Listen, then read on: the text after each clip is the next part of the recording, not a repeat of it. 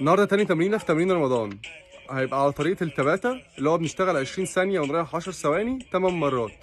هنعمل 3 تباتا ورا بعض، كلهم تمارين مختلفه مركزين على الابس والرجلين. تمرين التباتا الغرض منه ان انت تعلي معدل الحرق جدا، بسبب ان النبض بيعلى قوي بسبب الراحه القليله والتمرين السريع او القوي.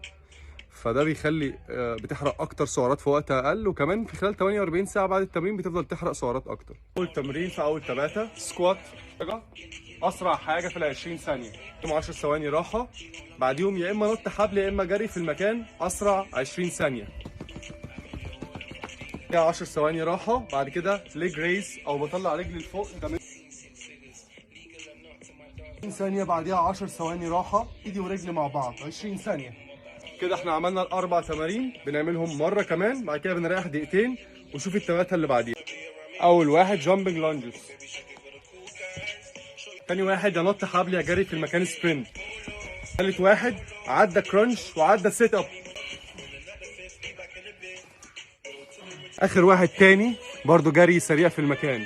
كده الاربع تمارين بنكررهم مره كمان من غير ما بنقف، برضو 10 ثواني راحه بس، بعد كده راحه دقيقتين عشان اخر تباتا خالص في التمرين. اول تمرين في اخر تباتا باك لانجز من غير ما بنط، بنزل لورا وبطلع. اللي بعديه على طول بنام على بطني وبعمل باك اكستنشن. على طول تمرين البطن اللي عملنا في اول تباتا، بعديها 20 ثانيه بلانك.